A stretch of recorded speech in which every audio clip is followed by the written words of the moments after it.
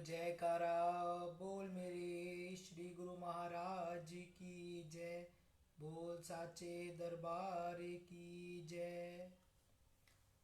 आज 11 मार्च 2022 वार शुक्रवार मैं आनंद सिंह अमृतवाणी सेवा ट्रस्ट एवं श्री हरिहर सत्संग मंडल की तरफ से अपना दैनिक सत्संग आप लोग के सामने प्रस्तुत करता हूँ। अमृत वचन। जब सब कुछ एक दिन छोड़ जाना है तो शोक आदि त्याग प्रसन्नचित से हो जीवन व्यतीत करना ही सत्संगी का स्वभाव होना चाहिए।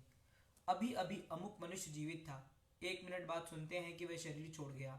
ऐसे नाशवान शरीर पर भरोसा रखकर किसी से कर्कश बोलना या शत्रुता बढ़ाना अज्ञानता है। संसार में संयोग वियोग तो अटल बात है। जितना जितना एक दूसरे से लेन देन होगा उतना ही मिलाप होने पर फिर विलग हो जाओगे। इस बात पर यदि दृढ़ निश्चय कर लोगे तो महान दुख से बच जाओगे।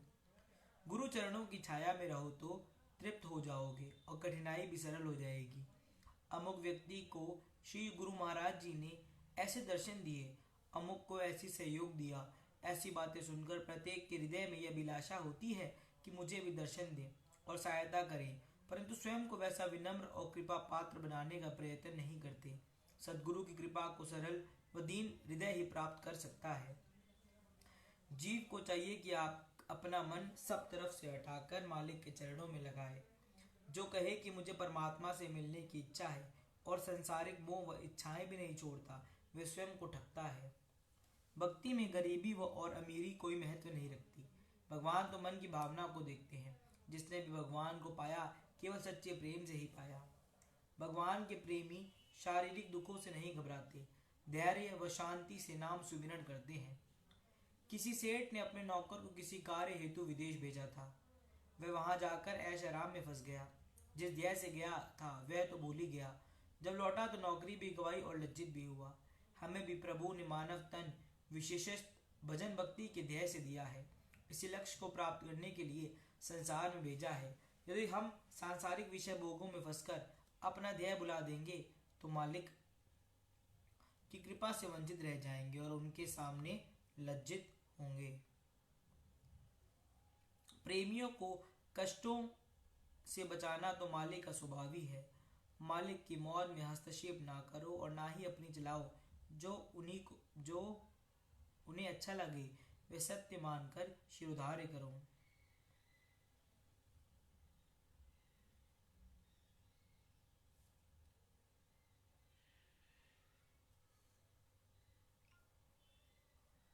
संसार में सबसे सुखदायी और सरल काम है नाम सुमिरन, क्योंकि वे चलते फिरते उठते बैठते और सोए हुए भी हो सकता है। आश्चर्य की बात तो यह है कि लाभ भी अन्य कार्यों से अधिक है, फिर आप भी आम लोग इस कार्य में प्रमाद करते हैं। सब तीर्थ करने और व्रत रखने की अपेक्षा गुरुमुख बनकर नाम सुमिरन करना उत्तम है। रूहानी कमाई करने वाले में राग द्वेष नहीं होता। जहाँ राग द्वेष होगा वहाँ रूहानियत नहीं होगी। सच्चा धर्म तो यह है कि आत्मा पर जो माया की मैल का आवरण चढ़ चुका है उसे नाम की कमाई से धोकर आत्मा को परमात्मा से मिलाना है। शेष शारीरिक उन्नति तो धर्म की छाया मात्र है। जैसे ज्योति बिना नयन और आत्मा बिना शरीर का अर्थ नहीं, वैसे ही रूहानियत के बिना धर्म का कोई महत्व नहीं। तुम सच्चे मन से यदि गुरु शब्द का अभ्यास करोगे तो समस्त बंधन टूट जाएंगे और जीवन मुक्त हो जाओगे। संतों की वाणी केवल पढ़ो नहीं, अपितु अमल करके देखो तो अनुभव खुल जाएगा और स्वयं को परिवर्तित रूप में देखोगे। अर्थात दुखिया से सुखिया, भूखे से तृप्त तथा शांत शांत हो जाओगे।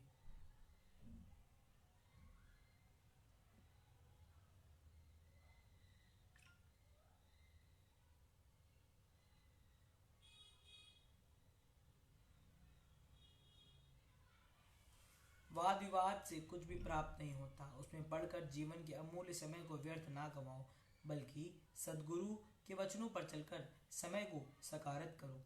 मन माया की तरफ आकृष्ट होता है और आत्मा परमात्मा की ओर खींचातानी लगी हुई है। दोनों में से जिसकी शक्ति अधिक होगी उसकी विजय होगी। ए सेवक, तुम मन का कहना ना मानो तो वह निर्बल हो जाएगा और तुम आत्मा का परमात्मा से जा मिलेगी। पशु और मनुष्य में यही अंतर हुआ होता है कि मनुष्य आत्मिक उन्नति का साधन कर सकता है लेकिन पशु नहीं। जो मनुष्य जन्म पाकर भी वे कार्य नहीं करता तो उसमें और पशु में क्या अंतर हुआ। आत्मिक उन्नति करने का अधिकार जैसा इंसान को है, ऐसा उत्तम समय के देवता भी याचना करते हैं। ज्ञानवान और भाग्यवान वे हैं जो समय का पूरा पूरा लाभ ग्रहण करने में प्रमाद न करें, अर्थात संत सद्गुरु की शरण में जाकर शब्द की कमाई कर मन माया के चक्कर से मुक्त हो वास्तविक प्रसन्नता प्राप्त करें। यदि कोई पूछे कि सच्चा गुरु कैसे मिलेगा, तो इसका उत्तर यही है, सच्ची लगन से। यदि उनके संयोग में विलंब हो रहा है तो अभी लगन पूरी नहीं। लगन हो और प्रियतम ना मिले, ऐसा कदापि नहीं हो सकता। सच्चे गुरु के दरबार में यह तासीर है कि विकारी मनुष्य भी अधिकारी बनकर अपना जन्म संवार लेता है। प्रेम और विश्वासी पूर्ण सद्गुरु के दर्शन प्रत्येक वस्तु में करता है। यदि कोई कहे कि मुझे भी ऐसे ही दर्शन हो तभी मैं मानूं, तो ये बात उसकी अपनी लगन और सद्गुरु की प्रसन्नता पर निर्भर करती है। शब्द अभ्यास के बिना कर्मों की जड़ नहीं काटी जा सकती। जो लोग गुरुमति और नाम अभ्यास को छोड़कर मन के विचार अनुसार काम करते हैं, वे कर्मफल से नहीं बच सकते। पूरे सद्गुरु का हाथ खंडों ब्रह्मांडों तक पहुंचता है। वे अपने सच्चे सेवक की लोक परलोक में सहायता करते हैं। सच्चे सेवक हर पल मालिक को याद रखते हैं, इसलिए अंत समय यमदूत उनके निकट नहीं आ सकते। किसी खाली प्लाट को बनाकर भगवान की मूर्ति स्थापित करो तो वह मंदिर कहलाता है। व्यक्ति के हृदय में जब भगवान का निवास हो जाता है तो वह चेतन मंदिर बन जाता है। सद्गुरु की आज्ञा सत्य सत्य कर मानना ही ईश्वरीय आज्ञा का पालन करना है। तुम नाम सुमिरन करोगे तो सद्गुरु की वास्तविक शक्ति को जानोगे और हार्दिक आभार मानोगे। पूर्ण सद्गुरु अभ्यास का सरल से सरल साधन बताते हैं जो कि अति फलदायक होता है। उसे करने में कोई कठिनाई या भय नहीं होता और उसे प्रत्येक प्राणी हर समय कर सकता है। जब झूठी माया के लिए तन मन धन की कुर्बानी देनी पड़ती है तो सच्चे प्रभु को तन मन धन दिए बिना कैसे प्राप्त करोगे। शब्द अभ्यास से ही अमर पद प्राप्त किया जा सकता है। ईश्वर ने जाति पाति को छोड़कर सबको एक बराबर शारीरिक अंग दिए हैं। सब में एक जैसी आत्मा है, इसलिए जो भी शब्द अभ्यास करेगा उसी को मोक्ष की प्राप्ति होगी। आंतरिक नेत्र खुले हुए हों तो अपने पराये की पहचान हो, नहीं तो मनुष्य अंधे के समान परख शक्ति खोकर सद्गुरु जो वास्तव में अपने हैं उन्हें बेगाना और स्वार्थियों को अपना समझता है। ईश निमित्त कार्य करो तो कर्म बंधन में नहीं बांधे जाओगे। स्वयं को कर्ता धर्ता समझोगे तो फल अवश्य भोगना पड़ेगा। दातार की दात को प्राप्त कर उसका गलत उपयोग मत करो, अर्थात दातार को भूल कर अभिमान ना करो और दूसरों को दुखी ना करो। तुम जो कुछ भी करते हो या सोचते हो उसे तुम्हारा मालिक जानता है। उसकी प्रसन्नता हेतु कर्म भी करो और विचार भी करो। भगवान तुम्हारी लगन बढ़ाने परमार्थी की संगति में सादा भोजन मिले और स्वार्थी की संगति में स्वादिष्ट पकवान मिले तो सादा भोजन खाकर परमार्थ का लाभ उठाते रहो।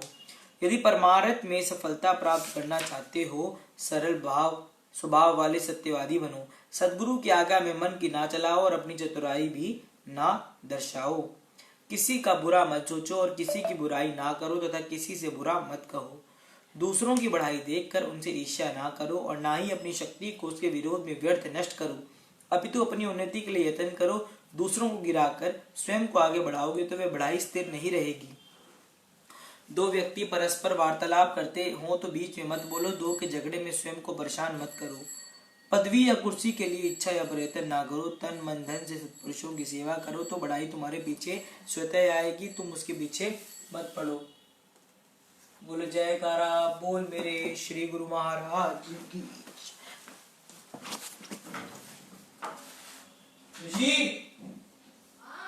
बोल मैं भी आ रहा हूँ। पार्ट वन थोड़ी देर में आऊंगा क्योंकि वो मैं कह रहा हूँ, एक बात तो सुन ले। हाँ 1100 रुपये कह रहा है। मैं पूछ रहा हूँ। हाँ मैं आ रहा हूँ। साइकिल रखा हुआ भाई, छोटी साइकिल रखा हुआ ना दूसरी। अरे ये रख देना, ये दो है ना भाई, ये राहुल की बंदी की तरफ। आजा दिया फिर बैठ बोला मैंने। हाँ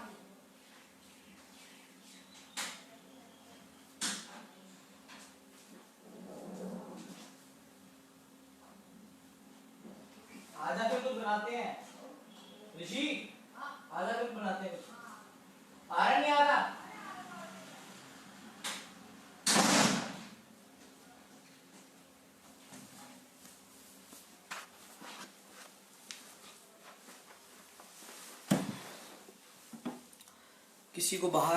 कोई बाहर आ गया था, उसकी वजह से मैं जाना पड़ा। वहीं से शुरू करते हैं सत्संग।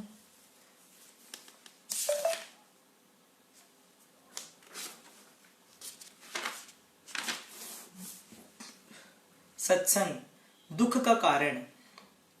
सालों पहले गुमता गांव में रहने वाला एक किसान काफी दुखी था। वो अपने जीवन कोई छोटी छोटी परेशानियों को लेकर उदास रहता था और अपने दुख के बारे में लोगों को बताता फिरता था। एक दिन उसे किसी ने सलाह दी कि तुम गौतम बुद्ध के पास चले जाओ, वे तुम्हारी समस्याओं का कोई ना कोई हल जरूर निकाल देंगे।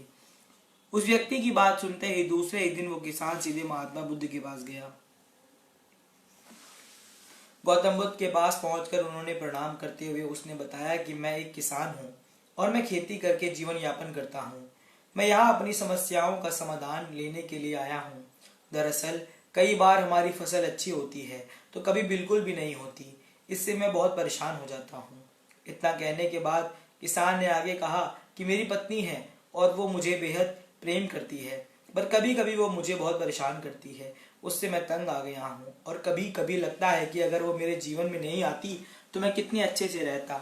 इस तरह वह अपनी सारी परेशानियां महात्मा बुद्ध को सुनाता रहा और वो उसकी बातें सुनते रहे। जब तक किसान बात कर रहा था तब तक गौतम बुद्ध एक शब्द भी नहीं बोले। वो बस ध्यान से किसान की ही बातें सुन रहे थे। परेशानी बताते हुए किसान बोलता है कि मेरा एक बच्चा भी है, वो है तो काफी अच्छा, पर कई बार मुझे परेशान करता है और मेरा कहना नहीं मानता। उसके ऐसे व्यवहार से मुझे लगता है कि वो मेरा बच्चा नहीं है। ऐसा कहते हुए किसान अपनी सारी परेशानियां को बताता है। इस तरह किसान ने अपने जीवन का सब कुछ जो उसे सताता था और दुखी करता था वो गौतम बुद्ध को बता दिया। अब किसान के पास उन्हें बताने के लिए कुछ भी नहीं बचा और उसका मन काफी हल्का हो गया। गौतम बुद्ध से सब कुछ कहने के बाद वो अपनी परेशानियां के समाधान की उम्मीद लगा बैठा था। काफी देर तक गौतम बुद्ध के जवाब का इंतजार करने के बाद बेसब्र होकर किसान ने ऊंची आवाज में महात्मा बुद्ध से पूछा, क्या आप मेरी समस्याओं को लेकर कुछ नहीं कहेंगे? तब गौतम बुद्ध बोले, मैं तुम्हारी किसी तरह से भी मदद नहीं कर सकता। किसान ने महात्मा बुद्ध से ऐसे जवाब की उम्मीद नहीं की थी। वे उनका जवाब सुनकर हैरान हो गया। उसे अपने कानों पर भरोसा नहीं हो रहा था। उसने भगवान बुद्ध से पूछा कि क्या आप बोल रहे हैं? क्या आप मेरी समस्याओं का समाधान नहीं कर सकते हैं? मैंने सुना है कि आप सभी की समस्याओं का समाधान करते हैं, तो मेरी समस्याओं का क्यों नहीं करेंगे? महात्मा बुद्ध इस बात पर किसान से कहते हैं कि आपके जीवन में जितनी कठिनाइयां हैं उतनी हर किसी के जीवन में होती हैं और सबको अपनी छोटी समस्याएं भी बड़ी लगती हैं। आपके जीवन में कोई भी ऐसी समस्या नहीं है जो दूसरों को ना हो। हर व्यक्ति को अपने जीवन में सुख दुख का सामना करना पड़ता है। हम चाहे जितनी भी कोशिश कर लें, लेकिन हमारे जीवन में सुख और दुख दोनों आएंगे ही आएंगे। कई बार हमारे अपने बेगाने लगने लगते हैं तो कई बार बेगाने हमें अपने लगते हैं। सभी को जीवन ऐसी समस्याओं से घिरा हुआ है जिसका कोई समाधान नहीं है। अगर किसी के जीवन से एक समस्या आ जाती है तो दूसरी समस्या आ जाती है। तुम में एक ऐसा समस्या का समाधान कर लोगे तो तुम्हें कल दूसरी समस्या का सामना करना पड़ेगा। यही जीवन का एक अटल सत्य है। बुद्ध की बातें सुनकर किसान को गुस्सा आ जाता है और वह उन्हें बोलता है कि लोग आपको महात्मा कहते हैं। मैंने लोगों से यह भी सुना है कि आप सबकी परेशानी दूर करते हैं, पर मेरी समस्या का निवारण करने के बजाय आप मुझे फिजूल की बातें बता रहे हैं। मैं आपके पास बहुत उम्मीद लेकर आया हूँ, पर अब मुझे लग रहा है कि आपके पास मेरा आना व्यर्थ हुआ। मैंने जो भी आपके बारे में सुना था वो सब झूठ है। महात्मा बुद्ध को इतना कहकर किसान वहां से जाने लगता है।